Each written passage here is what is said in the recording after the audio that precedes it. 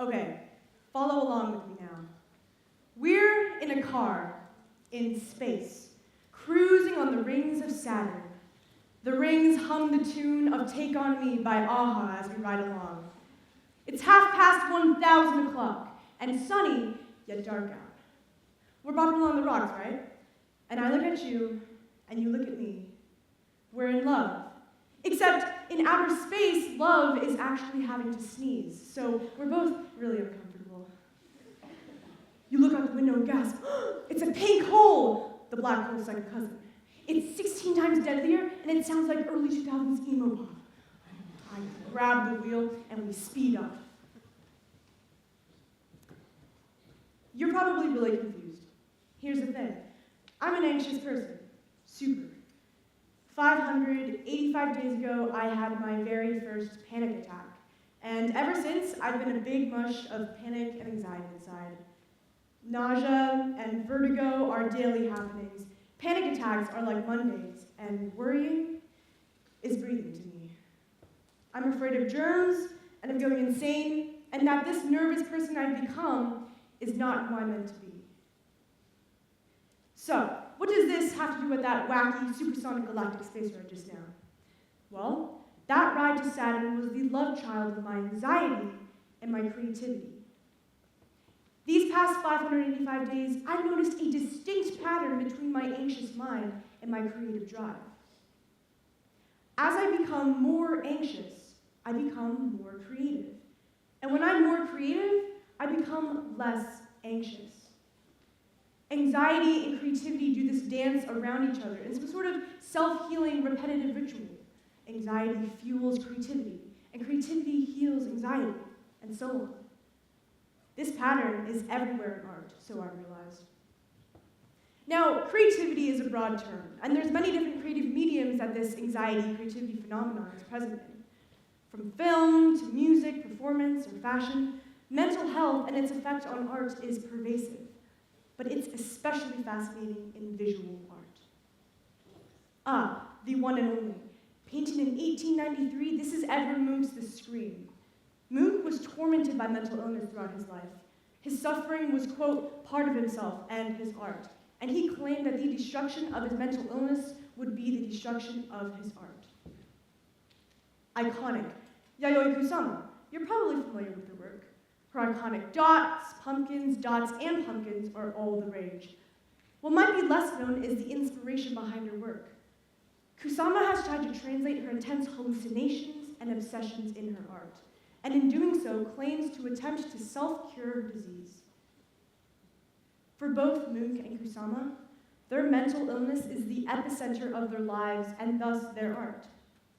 Their deep anxieties are not causes for their creativities, but rather are their creativities.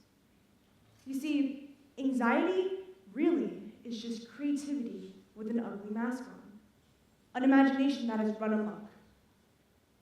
Georgia O'Keeffe, Vincent van Gogh, Francisco Goya, all these artists used art to cope with their mental trials. It's the anxiety-creativity phenomenon, the fueling by anxiety and the relief from creativity. Okay, next. Oh my gosh, wait, whose art is this? It's mine. And it's kind of weird and different, but it means stuff. When I look at this painting, I see fear and uncertainty and freedom through creating. Anxiety is hard, and it's scary, and it's a silent battle in your head every day. And it's hard to talk about because no one ever really talks about it. But when it's in art, it's just there. No words necessary. So that's cool. But let's be honest, a good 5 of us in this room paint on a regular basis. And honestly, I don't even think I can qualify as one of those people. Truth time. Number 1, I don't paint every time I get anxious, and painting does not nearly solve everything. Truth number 2, anxiety is not just about panic attacks, but rather about being human. While diagnosed anxiety disorders are on a whole different level, being anxious is part of the human experience. We never chose to exist in the universe, but we do. And day by day, we wake up, and we put ourselves through things that we don't want to do, but do. And that's anxiety too.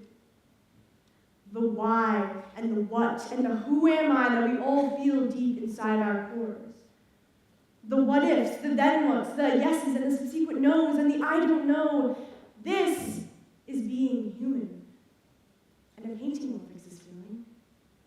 We're so absorbed in living, in school, in our jobs and work that we lose ourselves. You forgot what you ate for dinner 2 nights ago, and you can't see the end in the masses of work you've got left to do in your life. Where does it end, and where do we, the real us, start? It's suffocating. We are all anxious in this way. Look around you. We are all in the same boat. Make a promise to yourself to be creative every day, at least once. When you're creative, in any minuscule way, it's a little reminder that, hey, you're alive. Like, paint your nails. No, paint just one nail, the pinky, because why not? Or talk about space and black holes and 80s music in a speech about anxiety, because why not? You don't need to paint a masterpiece or do something grand and expensive to calm your stress and anxiety. No. It's the little creative bits you do every day, your personal flair in everything you do, that will ground you and calm you and remind you that you indeed are alive. When you create something new in the world or do something that nobody else really does, when you're creative, you are living. And you are you amongst all others in the world. In fact, you're innately unique and generally wonderful. You're real. We're real. We're real and we're alive and we exist, and that's scary as ever, but that's good. And it trumps whatever stress or anxiety tries to continue. We're all healing all the time, and we want to find change. We want to feel better. It's in us to do that for ourselves, to create that for ourselves. We will be our own change from what we bring from within ourselves and into the world. So, where are we again? Oh yeah, we're driving in a car in space in the Milky Way. You're shotgun, I'm driver. On one side is the emo pop chasing us with a pink hole, and on the other is one of Saturn's moons, which in the real thing up close vaguely resembles the word abracadabra. You ask me where we're going, and I say I don't know. We're lost in the endless universe, and that's okay. We'll be okay. Thank you.